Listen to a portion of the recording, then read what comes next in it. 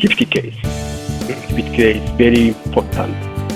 That was my strategy in London. I'd had previous championships where, I don't know if you can see the second place finisher in London, had a big increase in pace after 30 kilometres, between 30 and 35 kilometres, and then started to slow down.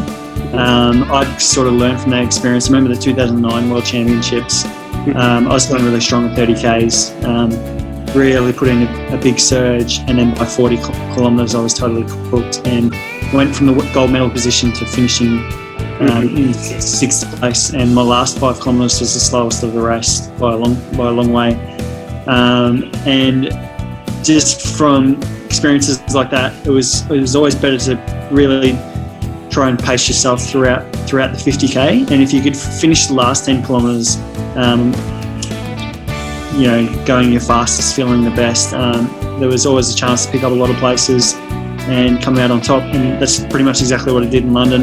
My last 5K was actually the quickest of the race for me, and last 10K was just under 43 minutes. I think I did like 42.50 the last 10Ks in London. So, and I was able to come from probably the 40K mark. I was probably, back in 5th or 6th position. I was able to come through.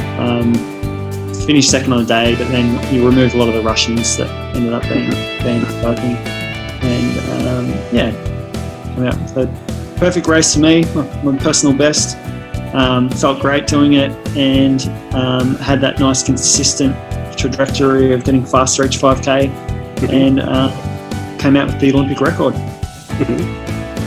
Johan Dennis, if he's at his very best, he's pretty much unbeatable. So as long as he's in the right headspace, I know he has had a lot of races in the past where when things aren't going right for him, he has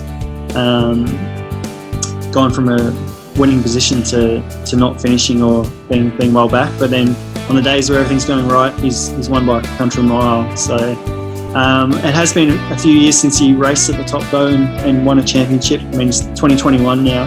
He's into his 40s now, so it'll be interesting to see where that being at the age he is now, without being at the front of a major race since probably 2018 now. So he missed, he DNF'd the 2019 World Championships, no event last year, and then so it'll be interesting to see where he is at this year. Evan Dunphy is in really great shape, the Canadian. He's done some really big PBs over the shorter distances. I know he's been training by himself in Canada, but he's looking very strong. He likes to post that he's training a fair bit on Twitter, stuff like that. And he's looking like he's probably in the best shape he's ever been. He's got a lot of experience behind him. Now, I guess after coming 4th in Rio, he's probably, doesn't want to miss out this time. Being 4th place in the Olympic Games is pretty hard to cop because, he's so close to a medal. And he was very close to a medal in Rio. There's only a couple of seconds in it. So, and then down the bottom, Mate, being the defending champion, he'll want to defend that title. He's been a world champion, Olympic champion. He's looking like he's in good shape. I've seen pictures of him training in Livigno, and I'm sure he is probably going to finish in Sapporo as the very last race that he does. So we want to be finishing on top. But I'm not too sure of where his form is at, but I'm sure he's doing everything he can to be in the best shape he could possibly be. But I think it's very important, that medal. To get the gold medal, it's all going to be about being very patient throughout the race, I believe. It's very unlikely the medals are ever won the first 30 kilometres, so at the Olympic Games. I know Johan's definitely won medals going off the front early in World Championships and European Cups and things like that, but European Championships. But there hasn't really been many athletes that have gone off the front in Olympic Games and ended up being the winner. So my advice would be remain very patient, and the medals are probably going to come in the last 10 kilometres, so I think I'd save it to that. You can make up a lot of ground in the closing stages of the race, and it's still going to be pretty warm in Sapporo, so with hot conditions and humidity, it's going to be tough, so you'll want to definitely be patient and leave plenty in the tank for that last 10Ks. Yeah. Humidity is very high, so that's going to be the killer. Yeah. High humidity is going to make the conditions pretty tough, especially for the 50K event, which goes for over 3.5 hours. What time need that gold medals? It really depends on how fast the pace is early. So it's a bit harder to guess with the 50K because depending on how quick they are in the first 20 kilometres will really determine what time they're going to do at the end. So if it's a slow first 20 kilometres, it may only be one in the low 340s. If it's a quick first 20 kilometres, you'll probably go, they could go well into the 330s to 3. But my guess will be probably around 338 if they should a gold medal. Who's going to win?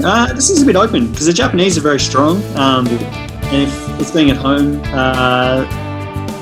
but there is a lot of pressure being at home.